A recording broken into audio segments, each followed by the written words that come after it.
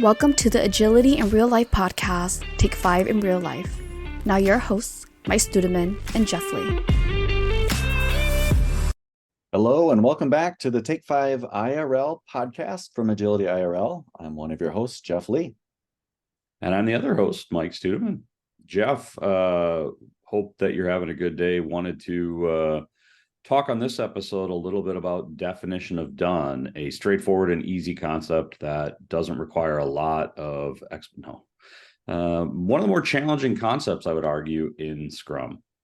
Yeah, it's interesting too, because I think it's challenging because, as trainers, we have people coming into our classes who all, I shouldn't say all, but many people come in knowing what definition of done is.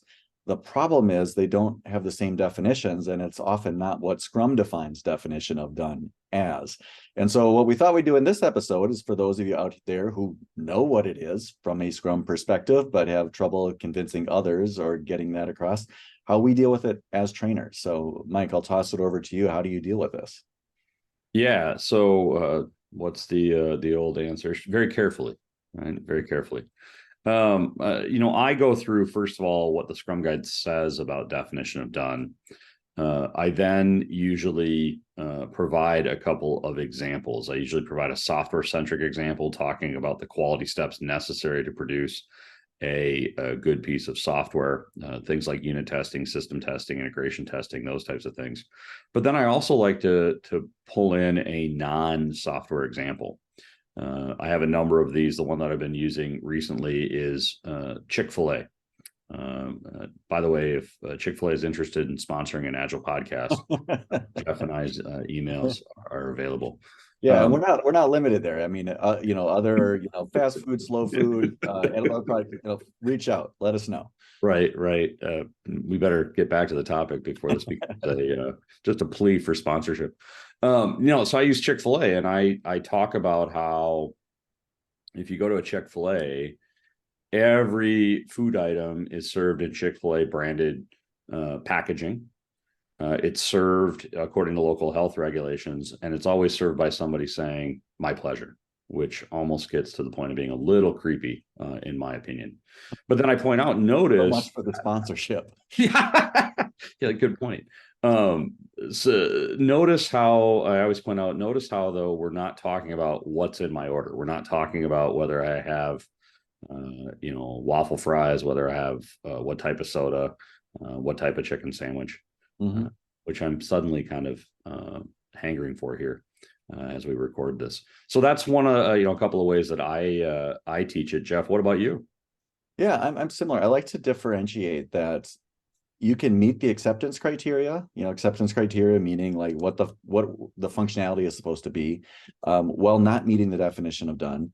And the opposite's true too. You can meet the definition of done without meeting the acceptance criteria. One example I just started with in a class this week, actually, for the first time, was a bartender, right? I'm at a cocktail place.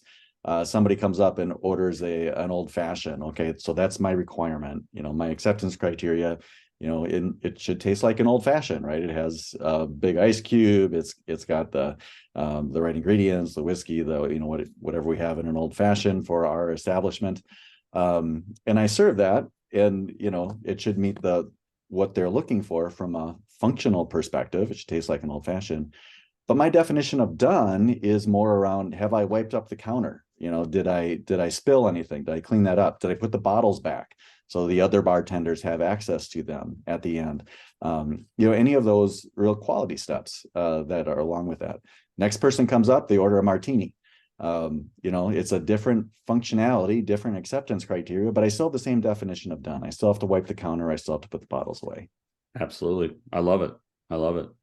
I always like to differentiate, since you brought up acceptance criteria, I always like to differentiate definition of done and acceptance criteria with a saying. And I've said this saying multiple, hundreds of times, if not thousands.